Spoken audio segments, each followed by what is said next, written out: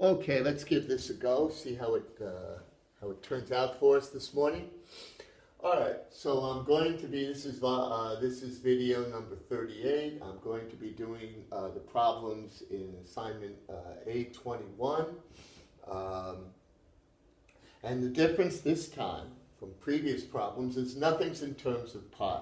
So that means you're totally helpless without a calculator. So I'll do 1 and 2, I'll take my time, and I'll assign more for you so you can get comfortable doing this kind of math. So as I look at the first one here, we have some sort of cylinder object, a soup can or whatever, and the circumference is 12 inches. So now it's the kind of problem that an engineer or scientist would want to do, right? This is something that might interest you in your science class, not so much in your math class. But since it's all over the place on your upcoming test, we want to make sure we can do it. So I'll get on this side over here. Be very careful not to get in your way, and I'll do number 1. So let's see what we have here. We have that C equals 2 pi r. So it follows instantly that 12 equals 2 pi r.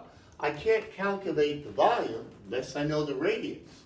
So it follows instantly that when I divide both sides by 2 pi, r equals 12 divided by 2 pi.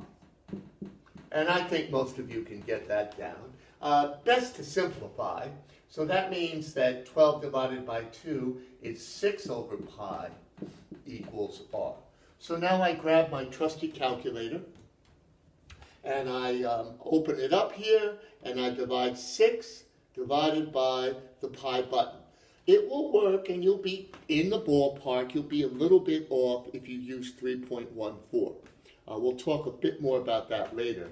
When I press the enter button, I have r equals 1.9098, and it goes on. As explained yesterday and the day before, it's an irrational number, so I can put the lines, the dots here indicating that it goes on. But we agreed in this lesson to do everything to a hundredth. So I'll circle the 9, draw the arrow here, and r equals 1.91. So there we go. Backing off and letting you see that. I know r to a hundredth, but I've been asked to find the volume to a hundredth as well. So I'll erase all this stuff. I need the room. Everything's erased. Hopefully you could put it in pause if you didn't see how I do that. And now with this number that I'm underlining here, I need to find the volume to a hundredth. So the volume is going to be V equals pi 1.91 squared times 5. So what's the best way to use the calculator?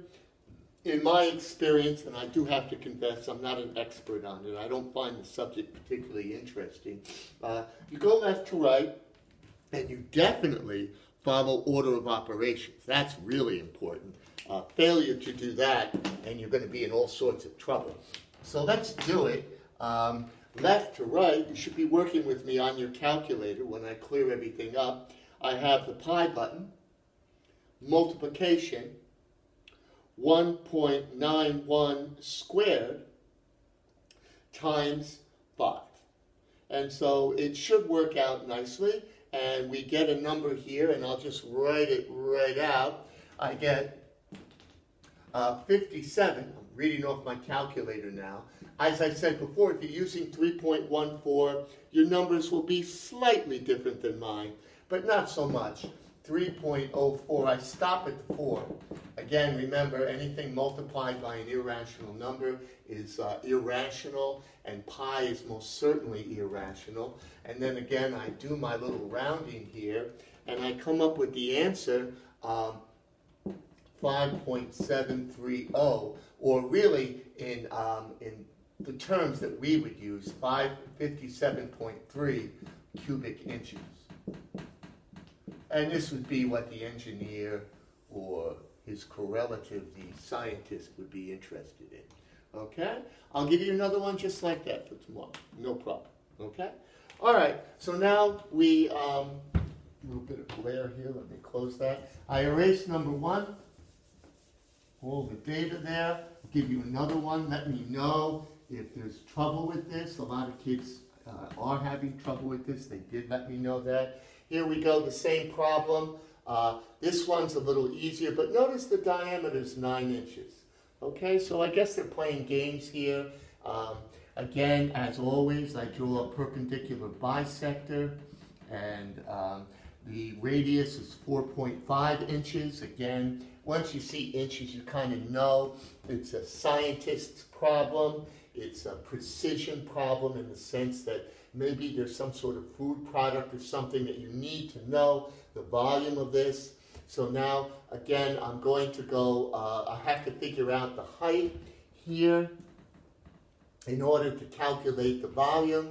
So here we go again. Since the slant is the hypotenuse, we have h squared, which I don't know. There's the one leg, plus 4.5 squared, which I do know. If you wrote 9, obviously you're going to get the wrong answer, but that's been addressed before, equals 14 squared. And you're welcome, you know, right now it seems to me that why would you know 45 squared? Why would you waste your time? It's best just to work with a calculator. So h squared equals 14 squared minus 4.5 squared. And that's all been explained to you repeated times. So let's see what happens here. Whoops, let's see, let's clear this off. I get 196, which is 14 squared, minus 4.5 squared, and I get that number, and I get 175.75, that's what my calculator says, and that's h squared, okay? So now you just put the hat on both sides, always works, same thing all the time, and so h equals that.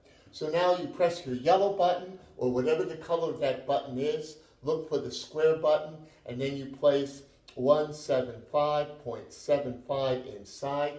Again, since 175.75 is not a perfect square, you're going to get an irrational number. That means you have to round to whatever the scientist or the engineer decides is necessary. And when I do that, I end up with, and I'll write it out to the 1,000, so you can see, and I got 13.25 cent, okay? So, again, getting old, right, guys? All right? So, h equals 13.26, okay? That's the height in inches of this particular height of this particular object, all right? And now we're ready to go and figure out what's going on. The volume equals 1/3 pi, okay, times r squared, and that's 4.5 squared, and this will be times this number that we've rounded to 100th, 13.26. Got to watch your numbers here. So what I'm going to do is multiply the top line and then divide it by 3. That seems to work best for me. Some kids are very clever with these calculators. I know you used them a lot last year. That's the way I'm going to do it. So I press the pi button. I multiply it times 4.5 squared. And I multiply that again by 13.26. And I press the enter button. I get 843 whatever. I immediately divide that by 3. And there's going to be the correct answer. I come up with 281.188, and let's see, we're coming up here. We're coming up with the same answers again. Again, I circle the 1,000th, move it to the 100th, and I come up with 281.19 cubic inches. And you'll be expected to do that on a test. They want you to do that. For whatever reason, it was certainly good practice for your science courses, which lie ahead of you in high school. So that's 1 and 2. Let's see how we're doing here. Wow, we're all the way up to 9 minutes. We'll have to turn this into 2 videos. I'll do number 3 for you. Still time to do that one. Quickly erase all the data here. And we go on to number 3. Alrighty. Number 3 is another cylinder. Okay, put number 3 here. Okay, and here they give us the volume, but again, notice guys, it's not in terms of pi. So there's no algebra involved here, just crunching numbers. The height is 20 centimeters. By the way, kids your age should be comfortable in inches and centimeters. We're going to talk more about the Anglo-Saxon system even today. At the latest tomorrow, you'll be expected to convert centimeters and meters are easily done with scientific notation that we've done together, but not the Anglo-Saxon system. So here we go. It says find, excuse me, find R. All right. So this time you're given the volume, you're given the height, you have to find R. Since there's no pi here, there's no way we can come up with the number easily here. So what do I know? Well, let's just fill everything in. If V equals pi r squared h, then when I fill in, or plug in the numbers as they love to say, I have 1200 equals pi r squared times 20. Is that what we said? Yeah, times 20. So there we go. And now I'm going to divide both sides by pi, both sides by 20. And here we go. It might be tempting here to zap the zeros and all that, but what a waste of time because the pi button's right there. And since they want it to 100th, there's no such thing as canceling the pi. I basically waste my time when I do that. So I'll use the next lower line here and cancel. So 1200 divided by 20 pi equals r squared. Again, the same old trick works. And now I go over here and I have r equals radical 1200 divided by 20 pi. Now, you don't have to be much of a genius to see that this is an irrational number. So it's just going to see if it makes sense. And here, first I have to get the button going here. So I go with my yellow button, push the square button, and I have everything under the square now. Now you got to be a little careful here. The calculators always follow order of operation. All right, and you know what the PEMDAS, the so-called order of the operations.